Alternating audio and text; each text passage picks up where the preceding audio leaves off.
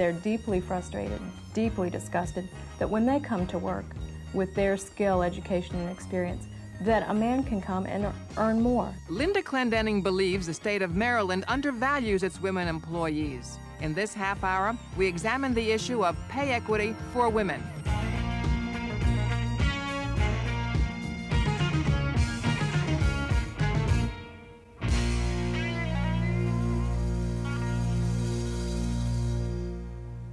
Lynda Clendenning wants the state of Maryland to do something about women employees isolated in the lower-paying jobs. She thinks they should be paid more, not at the expense of others, but because the work they do is worth more.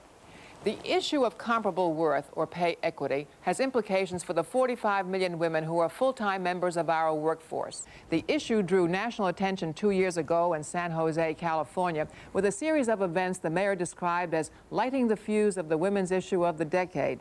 There, a local union bargained for a study which found the workforce was sex-segregated. Most job categories were dominated by men or women, but the female-dominated jobs were paid an average of 18% less. When the city failed to correct the discrimination identified in the study, employees went on strike for 9 days and won a new contract. This new pact gave all employees, male and female, a 15.5% pay raise. The city also agreed to provide $1.5 million in pay equity adjustments. The adjustments were made for 60 female-dominated job classifications. These were based on an analysis of job characteristics. The overall worth of the work was determined by the total number of points assigned for skill, effort, responsibility, and working conditions. There have been other benchmarks in the movement. The Civil Rights Act of 1964 covers discrimination in hiring and promotion. The Equal Pay Act of 1963 requires employers to set wages equally for men and women doing equal or similar jobs. But what about comparing jobs that are not the same? Can their worth be compared fairly? Is it possible to change the historical pattern of women being paid less for their work? We will attempt to answer these questions. We will look at how the increasing numbers of working women are changing the economy and the society. And we will see the story of one woman taking on a state personnel system in the struggle for pay equity. Our story will begin in a moment.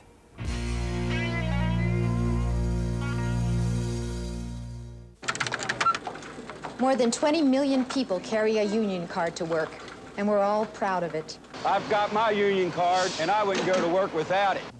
This is my union card. Yonder comes that. Venture forth without my union card? It's in the dressing room. I'm a union member. This is my union card. I don't go to work without it.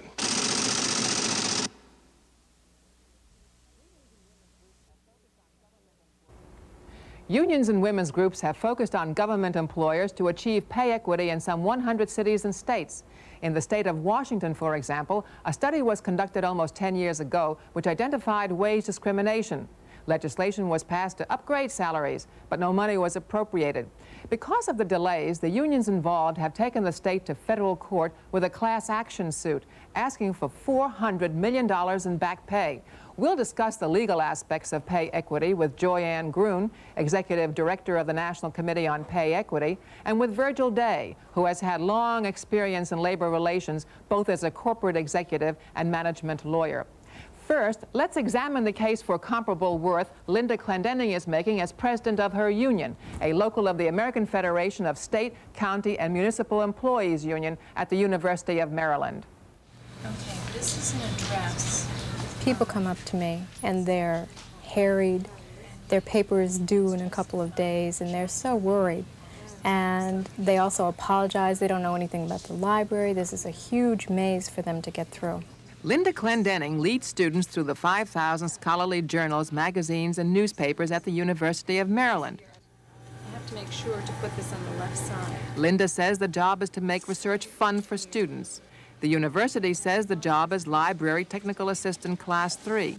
Her 10 years here have not always been smooth. Well, I got fired, I guess you would say, out of a personality conflict. And then 118 people signed a petition that asked that I be reinstated. And I realized for the first time that it didn't matter how hard I worked or what kind of job I did, I was always in a position of being vulnerable. Once I understood that, I just joined the union, and it's just gone on from there. The new proposal did not discriminate against women. In 1976, Lynda was elected president of the local, representing all types of campus workers.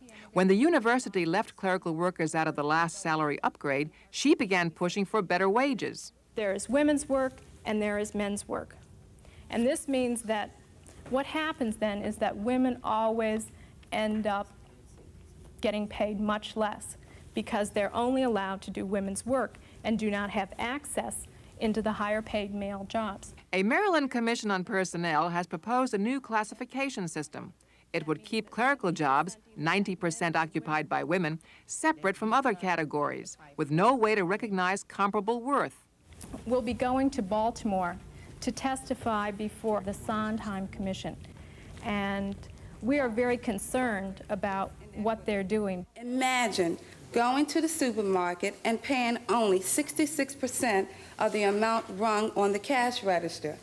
I'm sorry, you'll say, but since I'm a woman, I only make 66% of a man's salary, so I'm sure you'll understand if I don't pay the whole bill. Maryland's governor set up the commission under Walter Sondheim and the state personnel secretary Theodore Thornton to examine the pay system for the state's 86,000 employees. When the commission declined to deal with comparable worth, women's groups across the state rose up in protest. We are convinced that such an occupationally segregated pay plan can only hurt the economic position of women, minorities, and men in female-dominated job titles. Whatever action the Sondheim Commission takes will have a major impact on the state's largest employer, the University of Maryland.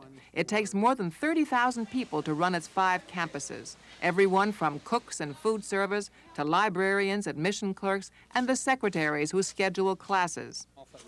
Women don't have that many places to go. There are only certain jobs that are accessible to them, and it has benefited management, the university, and the state because they know that women are out there.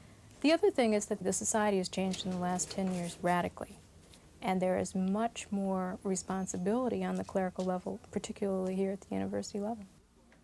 A university plan for longer hours without an equal increase in pay has upset many employees. To channel this anger into support for comparable worth, Lynda and co-workers meet at lunch to plan a new tactic, a hearing on campus before legislators and union officials.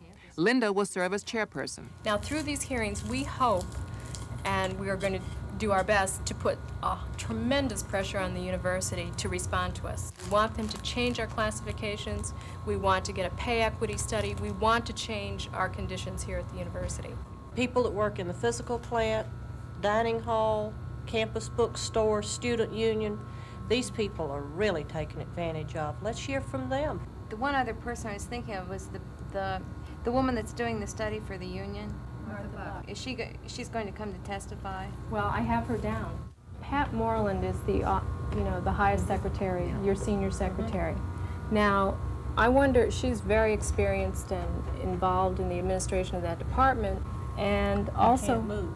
all of you... Hasn't had a raise since 1973. She'll tell you at every possible opportunity.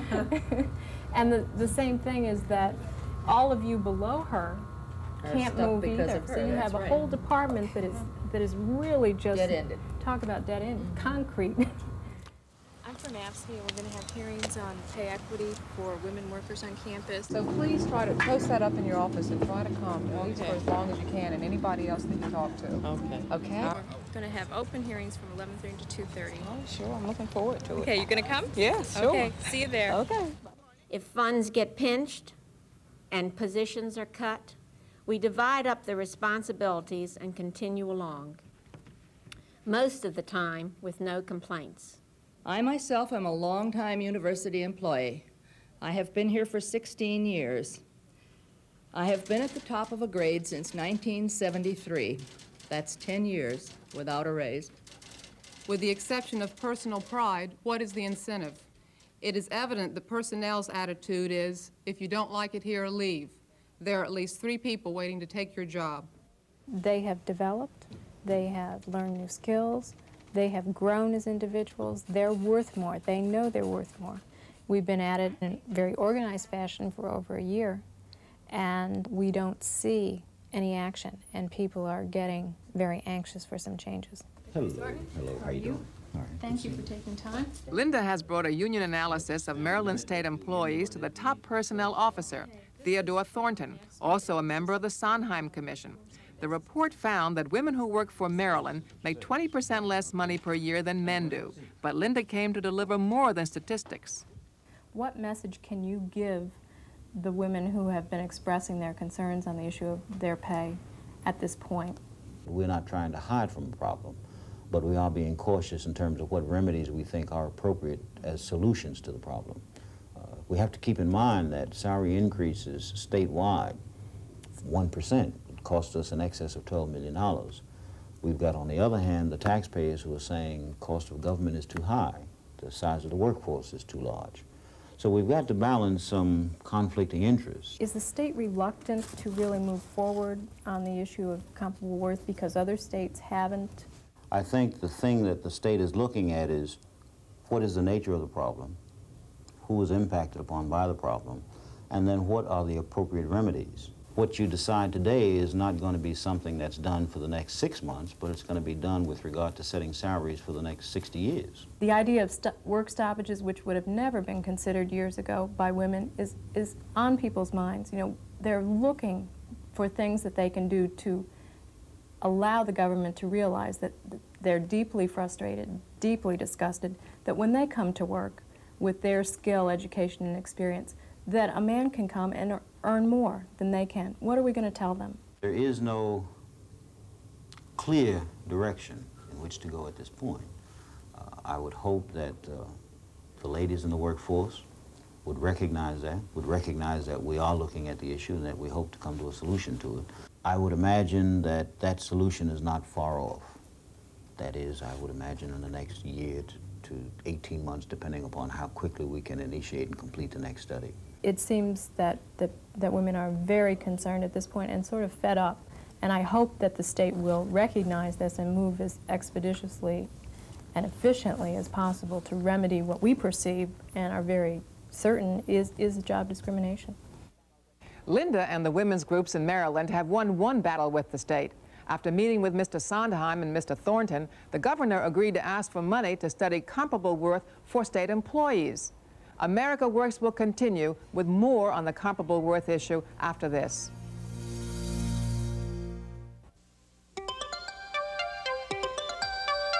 In their town, there are a lot of important jobs, good jobs. Building the town, keeping it healthy, keeping it safe.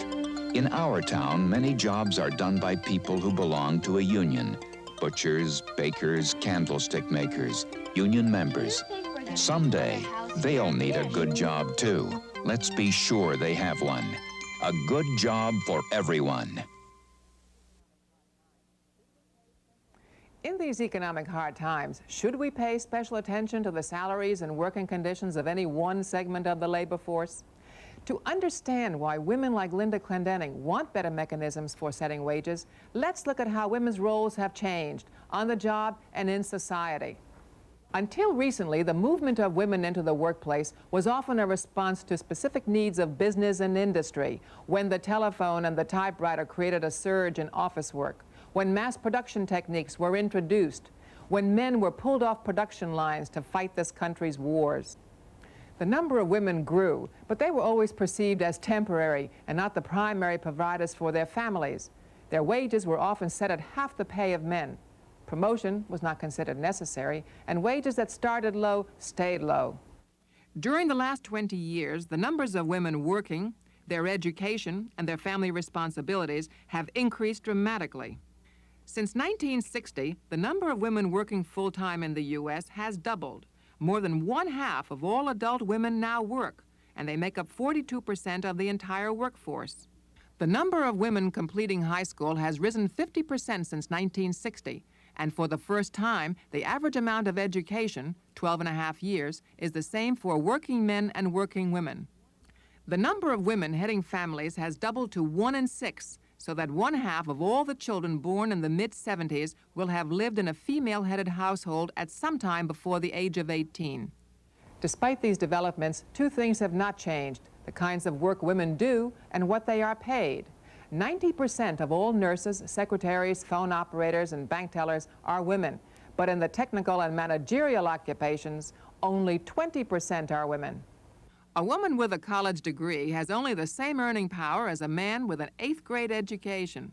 Among high school graduates, a woman earns $7,000 less than a man. And with a college degree, the gap widens to $12,000. Of households headed by women, 1/3 have incomes below the poverty level, and of married women, almost 1/2 have husbands with annual salaries under $15,000. Today, women have become the single most important factor in the changing makeup of the American workforce. In the decade of the 1980s, it is expected that every 7 out of 10 new jobs created will be filled by women. For a woman who works today, the hard fact is not education, experience, or family. It is this: for every dollar that a man earns, she can expect to earn only 59 cents. Does this difference amount to discrimination against women? Does it, Joy? Yes, Marie. Discrimination plays a very important role in the fact that the average full-time year-round working woman today earns only 59 cents for every man's dollar. And the wage gap between men and women is about the oldest and most persistent symptom of sexual inequality in this country. Virtually every study done in this country in the last 4 years has found that predominantly female jobs of equal value to certain predominantly male jobs have been underpaid by employers at an average of around 25 or 30%. That's a pretty serious chart. Do you think it's justified?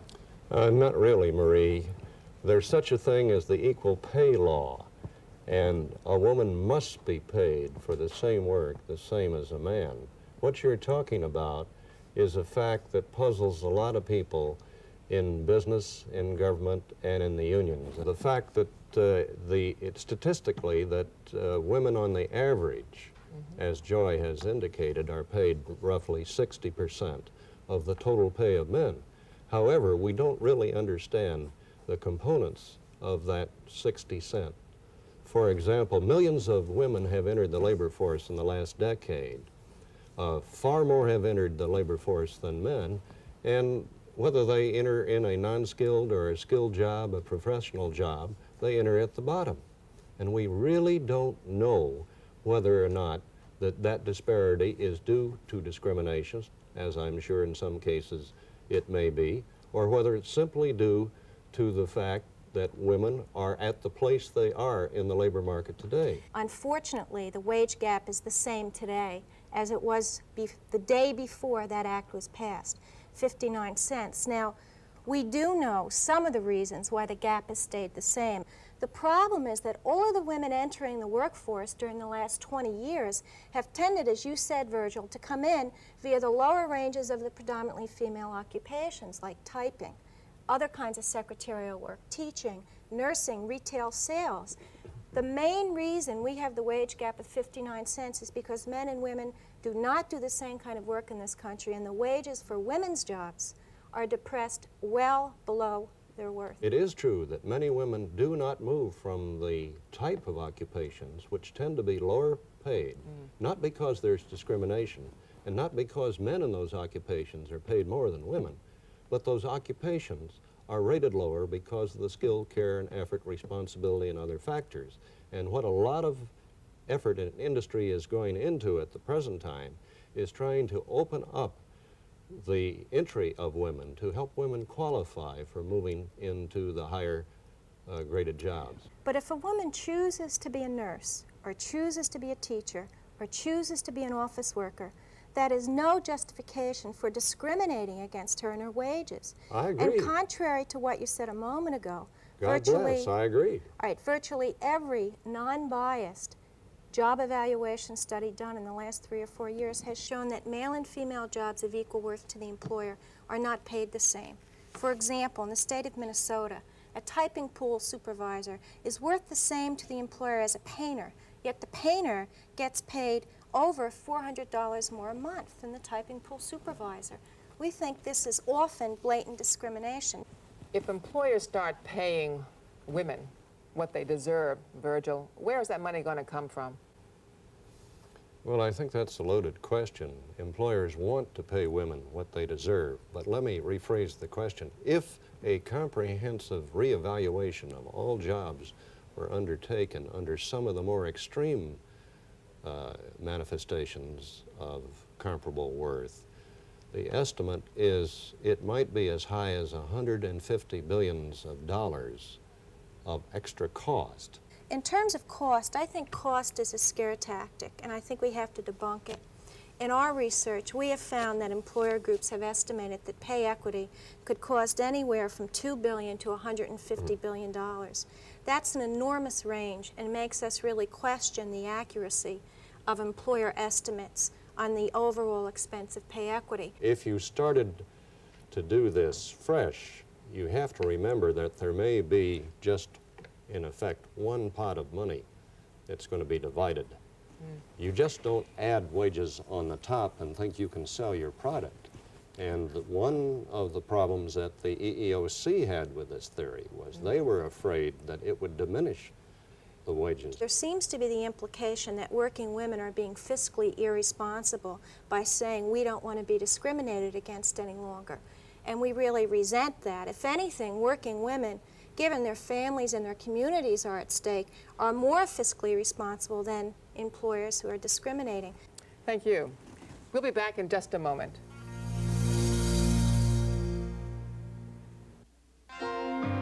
Did you know that union members have a voice in deciding what is a fair wage, decent working conditions, a good job? It begins with working people negotiating with their employer, a process called collective bargaining.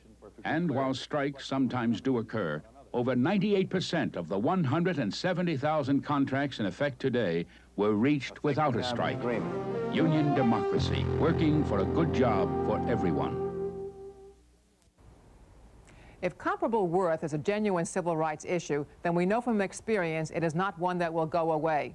But if wage rates are a function of the marketplace, of supply and demand, then women will have to turn to more traditional ways of influencing wages: organizing, collective bargaining, and pressure. It is perhaps too early to tell which route the comparable worth issue will take.